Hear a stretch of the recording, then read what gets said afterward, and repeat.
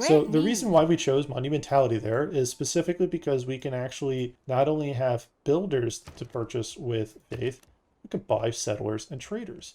So if there are envoys for city-states to be had that require traders, for example, we can do that if they're nearby. We can start actually settling new cities, and that's going to be the first thing that we do.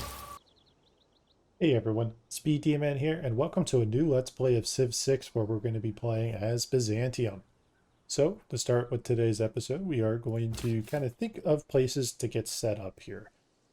I think I kind of prefer setting up right here with this particular Mercury. This will give us a little bit of science tempo.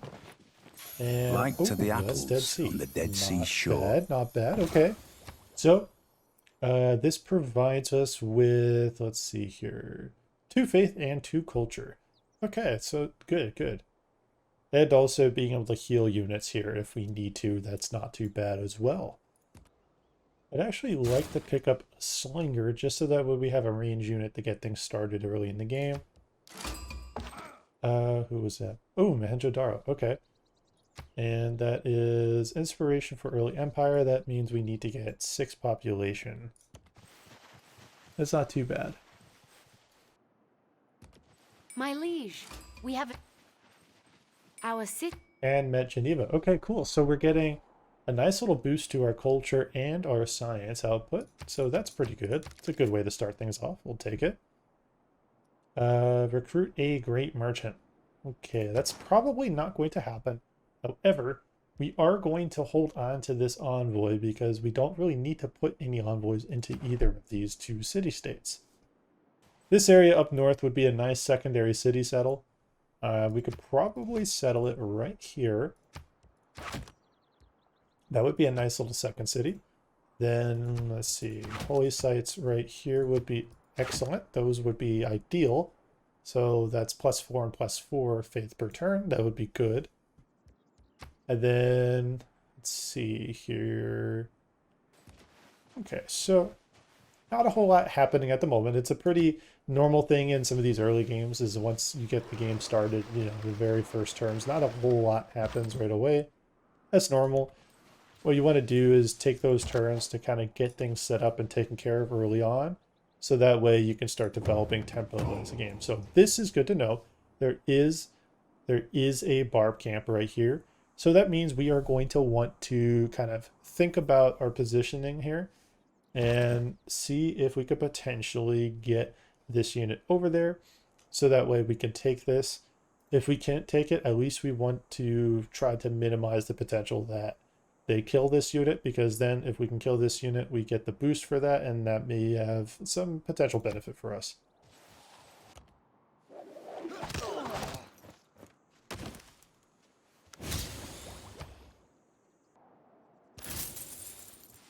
Cool. So we're getting ourselves a nice little boost to our gold output, a little 30 extra gold to get us going. That's not too bad. What it will do is allow us to have some more options for purchasing tiles. You know, we have a 3 food tile here, and we can eventually expand ourselves soon. If it decides to pick that tile, that would be excellent. We'll have to see what options are most available to us. There's a barb camp up north here, so that means we are immediately going to make a focus there. Let's get some damage done on that opponent here, and then let's immediately try to make a beeline up through the setup here, through the north, and then kind of block this off.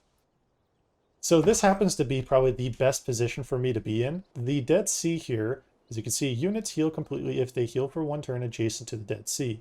So as long as I'm staying next to this, I'm just basically farming free XP here. We'll just keep healing up and we're just going to be having essentially a free XP farm. So this is actually kind of funny. I didn't think this was going to work until I realized what Dead Sea does. This is interesting. This is quite interesting. This happens to be a very lucky spawn and actually works out for what we're looking for. World Church might actually be a nice safe option for us. And just further boosting our culture output might be very, very powerful for this kind of game setup.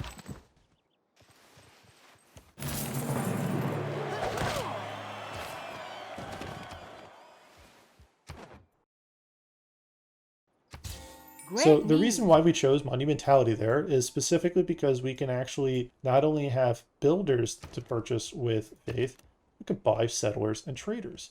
So if there are envoys for city-states to be had that require traders, for example, we can do that if they're nearby. We can start actually settling new cities, and that's going to be the first thing that we do. So first we will head there, get that going. That's going to boost irrigation. That's perfect. And I actually may consider holding off on that theater square for now. I actually think it might be more imperative that we set this builder up there and bring him up to this tile here and improve it so that way we get ourselves a nice pasture, thus giving us more production. An important trick regarding diplomatic favor is that in a very early game, you actually as a player have the option to buy it very, very cheaply from the AI. You can only buy 20 at a time per turn. However, there is a stage where after a certain number of turns, say for example, around 15 turns before the next era, they will start valuing that diplomatic favor at a much higher amount. What this means though is that you can actually sell it back to them for a pretty high premium, or at least at a much higher price than you got it. Because remember, you only bought it for one singular coin of gold. Good, so we are going to take autocracy. That is going to help us with pretty much all of our yields. We're going to take, let's say, charismatic leader is a pretty safe option for us to continue getting more envoys. We can always go back and pick this up if we want. This actually would be a nice one for us. Let's say that would be excellent for us at this stage of the game. Let's do that. Good, so there's a potential point of growth for us. Spotka.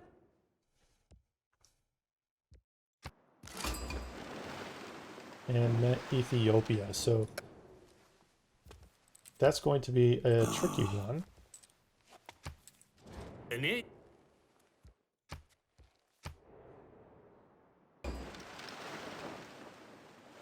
Interesting, and there's Teddy.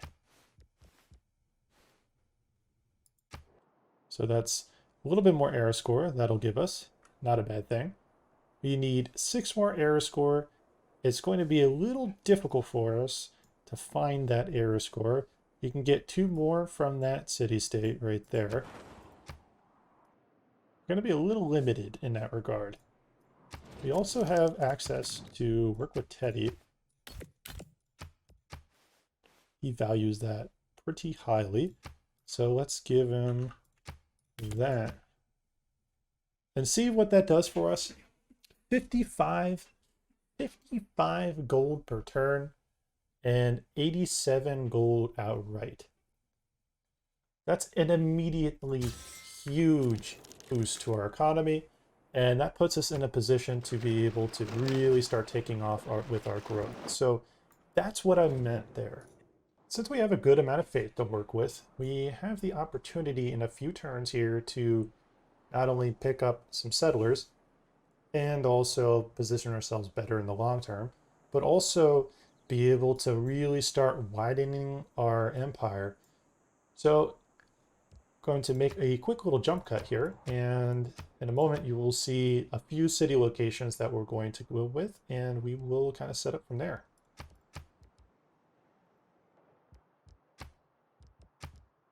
Okay, so we have ourselves a nice setup of 4 more cities. So we have 1 here, 1 here, 1 here, and 1 here. These are going to be as close as I can get to the optimal types of cities to get going. And obviously, of course, looked at all the potential locations I could set up some more of these districts for the next couple eras. That'll provide us the means to get some really quick growth and also allow us to really start getting sunk into the next part of the game. Excellent. So we're going to go to Magnus. We are going to take that promotion. And now we're in a position here. Okay, so I'm going to have to find a way to work around there, but otherwise no problem.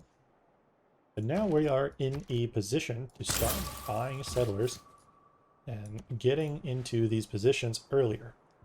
We will want to consider holy sites being set up a little bit faster.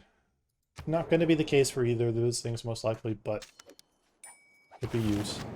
I stand by corrected. We're going to take a quick look at that. I mean, that's a 3-2 tile. That's an excellent tile.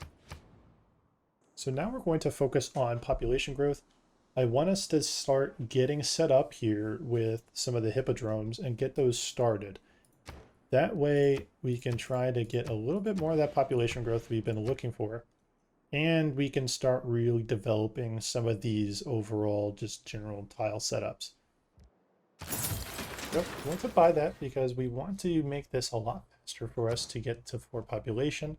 We need that population growth. It's exactly this stage of the game.